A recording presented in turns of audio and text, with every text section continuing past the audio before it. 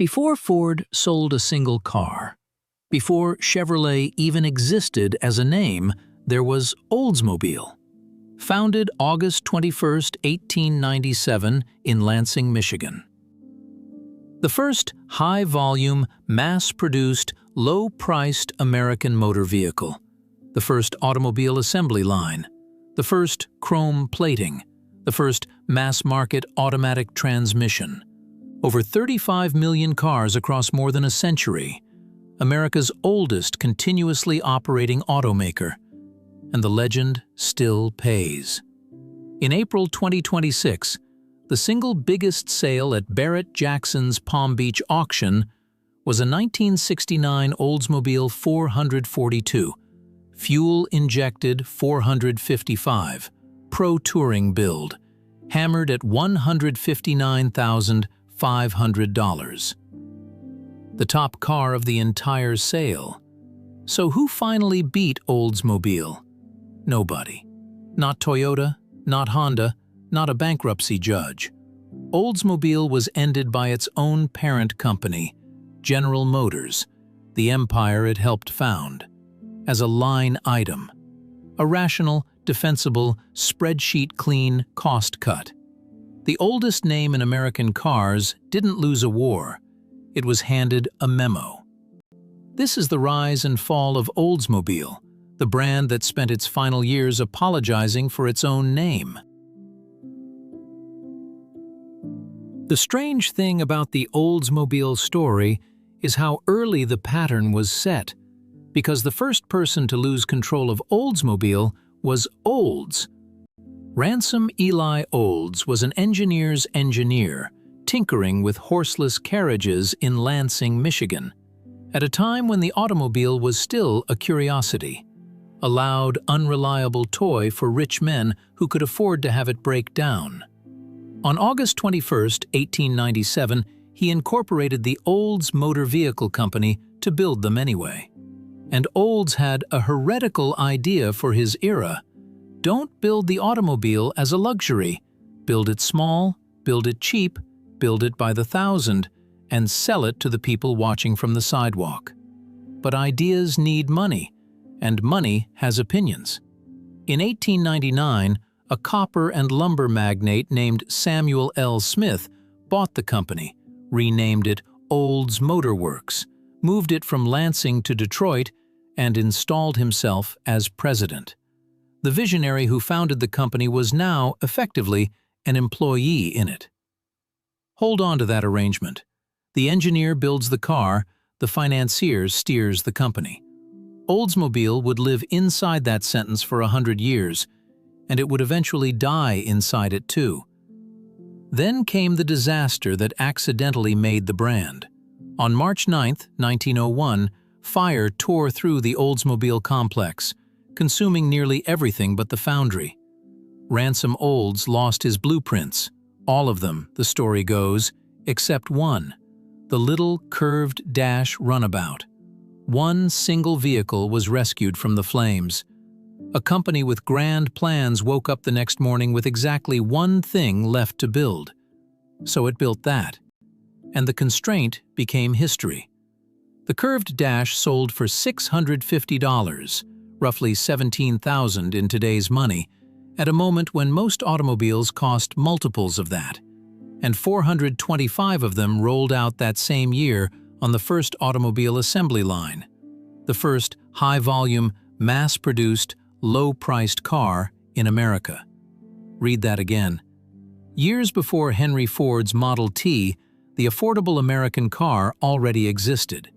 It was an Oldsmobile, and it was born out of a fire. You'd think the man who did that would run the company forever.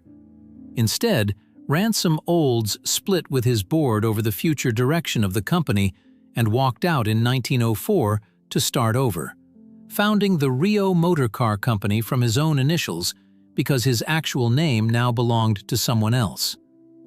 Think about what that means. The father of the mass-produced American car had to abbreviate himself to stay in the business he invented. Without him, Oldsmobile struggled, and in 1908, it was swallowed up by a brand new conglomerate called General Motors. 11 years old, and already the founder was gone, the name was property, and the decisions were made somewhere else. Remember the shape of that. It's the whole story in miniature. For the next 6 decades, though, being owned by General Motors looked like the best thing that ever happened to Oldsmobile. Because inside GM's stable of brands, Oldsmobile got a specific job: the innovation division, the rolling laboratory, the place where the future showed up first, wearing a respectable suit. In 1926, Oldsmobile became the first car to use chrome plating, which means the literal shine of the 20th century American automobile. Every gleaming bumper in every movie you've ever seen starts here. In 1940, it offered the first mass-market fully automatic transmission, the Hydra-matic, and quietly changed who could drive at all. No clutch, no stalling on hills, no apology. These weren't gimmicks. They were the kind of firsts that competitors spend the next decade copying. Then, in 1949, the big one. The Oldsmobile 88 arrived carrying the new Rocket V8 engine series, and suddenly, the sensible middle-class sedan was a top performer in the entire sedan market. A family car that could embarrass sports cars. The Rocket 88 is a founding document of American horsepower culture, and the Rocket itself became the brand's identity. It went on the badge, into the ads, into the songs. Oldsmobile wasn't your father's anything. It was the fast one. Understand where Oldsmobile sat inside General Motors because it matters later. GM ran 5 passenger car divisions as a ladder of American life. Chevrolet when you started out, Cadillac when you'd made it. And Oldsmobile slotted right into the middle.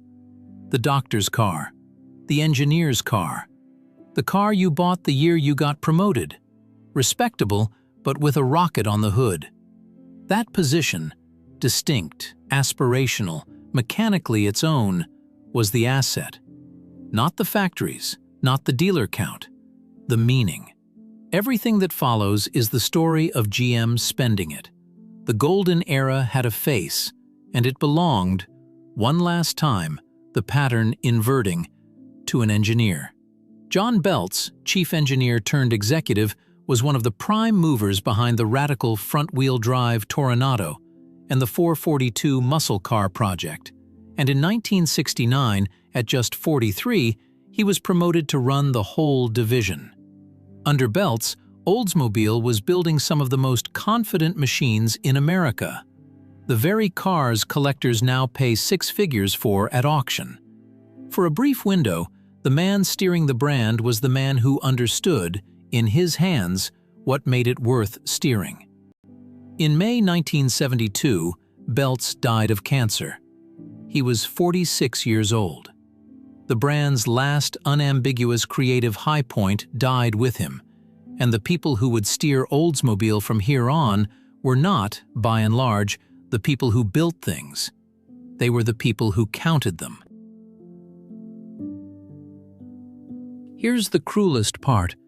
The fall began at the summit, with a problem every company dreams of having. In 1977, Oldsmobile was having a record year. Production topped the 1 million car mark, and the engine plant in Lansing simply could not keep up with demand for the famous Rocket V8. Too many customers, not enough engines. GM's solution was pure, sensible logistics.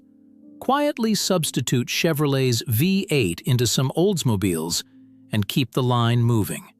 An engine is an engine, the reasoning went. Similar displacement, similar performance. The customer gets his car on time, everybody wins, and nobody needs to know.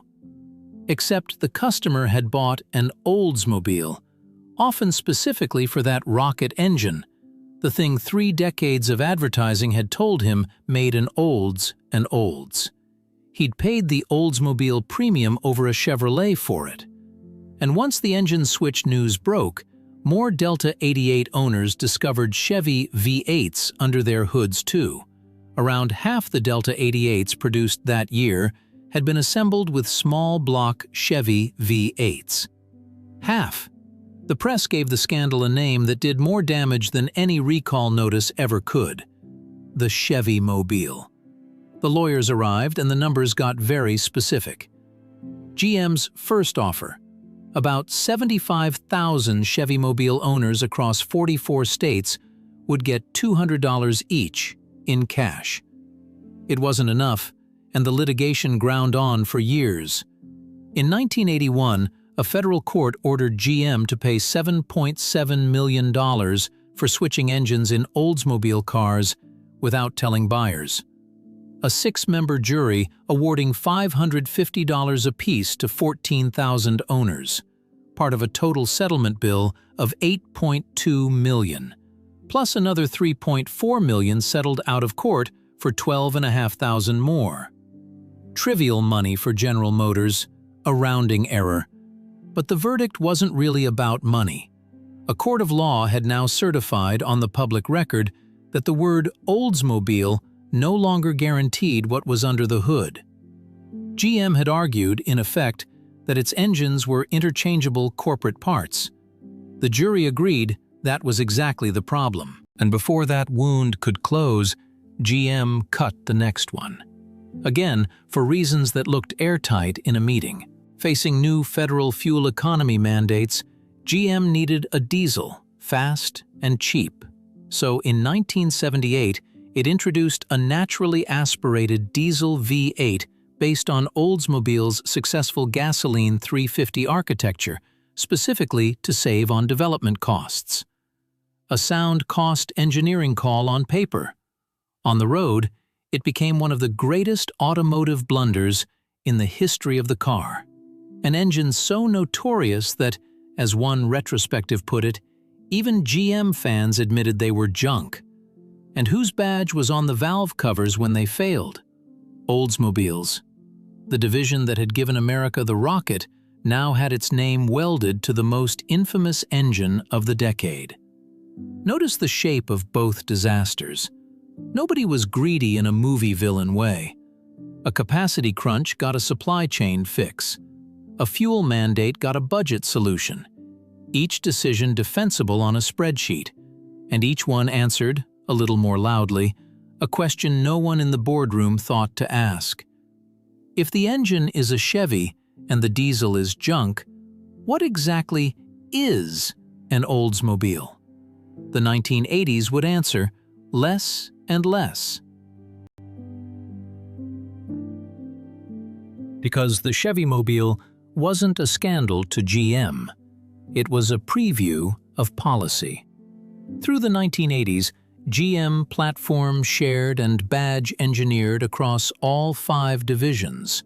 Same bodies, same engines, same parts, different grills, and different price tags. As corporate efficiency, it was rational. The spreadsheet loved it, and Wall Street loved the spreadsheet. But it dissolved exactly what had separated Oldsmobile from its own siblings. The middle rung of the ladder became a car you could buy at 4 other dealerships under 4 other names. And when the doctor and the engineer noticed, and they noticed, the Oldsmobile premium became a tax on sentiment. The strange thing is, the sales peak came right in the middle of this. Momentum is a hell of a drug. By Hagerty's count, Oldsmobile peaked in 1984 at just over 1.2 million cars a year. Other tallies put it above a million annually through the mid-80s, with 1,165,649 sold in 1985 alone. For a moment, the doctor's car was one of the best-selling nameplates on Earth. But a peak built on loyal, aging customers is a peak on a timer. The buyers aging out weren't being replaced, and the slide was vertical. By 1988, production had collapsed by more than a third, to 764,134. And here, in 1988, Oldsmobile made the mistake it is now a business school cautionary tale for.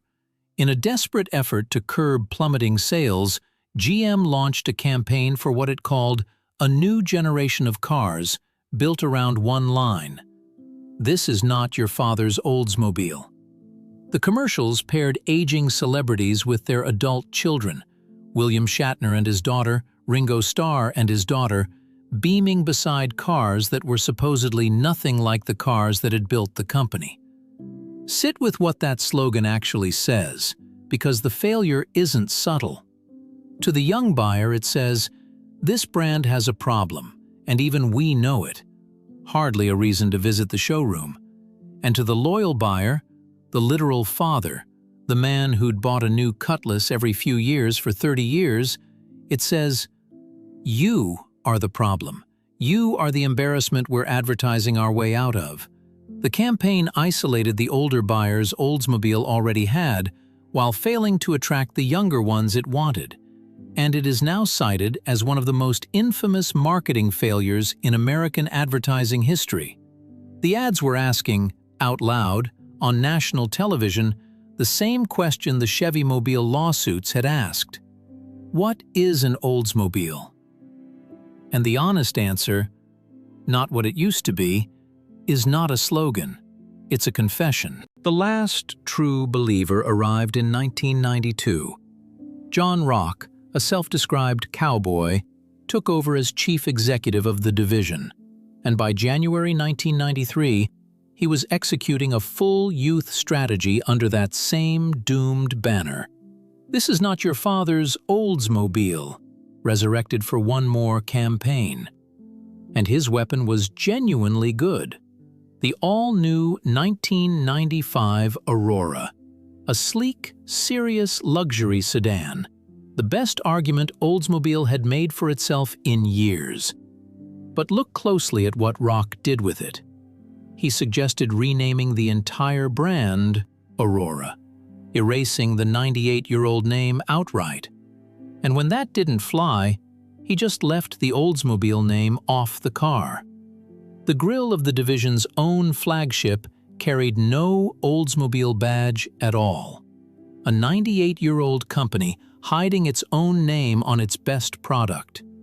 Not because the name was false, because management had spent 20 years making it mean nothing. And now, the only move left was to run from it. Buyers can smell that. When a brand stops believing in itself, the customers aren't abandoning it, they're merely agreeing. By January 2000, the general manager of Oldsmobile was Karen Francis, 37 years old, just completing her first year in the job. She had been handed a 103-year-old institution and a mandate that, in hindsight, was never really about growth at all. It was about triage. The question inside GM was no longer how to fix Oldsmobile. It was whether fixing it was worth the money. On December 12, 2000, General Motors made it official. The Oldsmobile division, the oldest car brand in America, would be phased out, its line ending with the 2004 models as part of a restructuring eliminating more than 16,000 jobs across North America and Europe. CEO Rick Wagoner's explanation was 14 words of perfect corporate weather. "We're doing this to get faster and leaner in an ever more competitive environment." GM's leadership called the decision difficult, but in the long run, the right thing to do for the company's competitiveness and growth. And on a spreadsheet, the same spreadsheet that swapped the engines, cheapened the diesel, and cloned the platforms, it was. That's the horror of it. The death warrant was written in the same handwriting as every wound that made it necessary. The people who paid weren't in the boardroom. Oldsmobile counted 2,802 dealers in the United States when the decision came down. Family businesses, many of them, in towns where the Olds franchise was the family business, sometimes for 3 generations. About 1,490 of them were eventually reimbursed for the loss of their franchises under a formula. Between $1,575 and $3,000 for each new car sold in the dealership's best sales year between 1998 and 2000. A century of loyalty settled per unit off the best year of a dying decade. The end came home to where it started. On April 29, 2004, at GM's assembly plant in Lansing, Michigan, the city where Ransom Olds incorporated the company 107 years earlier, the last Oldsmobile passenger car glided off the line. A metallic, dark cherry red 2004 Special Edition Alero, the final car of the Final 500 cars in dark cherry metallic wearing custom logos drawn from the brand's vintage emblems. More than 35 million Oldsmobiles had been built across the brand's lifetime, at least 14 million of them in Lansing alone. The workers watched the last one roll away, and America's oldest automobile brand simply stopped. Even the funeral had a spreadsheet. That last Alero sat in GM's Heritage Center as a display piece until 2017, when GM, with no prior explanation, put it up for auction. The final Oldsmobile ever built was sold at State Line Auto Auction in Waverly, New York, on December 15, 2017. The company didn't even keep the keepsake. The market, meanwhile, has delivered its own verdict. A final 500, Alero sold for $24,000 in June 2024, more than it cost new. And in April 2026, that 1969 442 topped the entire Barrett-Jackson Palm Beach sale at $159,500. The brand, GM's numbers said, couldn't earn its keep, is setting auction records 22 years after its last car was built. The demand never disappeared. The belief did, and only on one side of the transaction. Here's what makes Oldsmobile worth 20 minutes of your time. This brand survived a factory fire, the departure of its own founder, the Great Depression, and a world war. What it could not survive was 2 decades of reasonable decisions. Swap the engines, it's just capacity. Cheapen the diesel, it's just budgets. Clone the platforms, it's just efficiency. Insult your loyal buyers, it's just marketing. Hide the badge, it's just positioning. Close the division, it's just portfolio strategy. Every step defensible, every step a withdrawal from an account no one at headquarters was watching. And by December 2000, the account was empty. The fathers in those ads had been the brand's whole fortune. Oldsmobile spent them, then blamed them, then apologized for having known them at all. A brand is a promise, and the ledger for promises isn't kept at headquarters. It's kept by the customer, and the customer never forgets who broke it first. If this story was worth your time, the next one cuts deeper. A company that owned an entire American ritual and traded it away one convenience at a time. Subscribe, and you'll be there when it drops.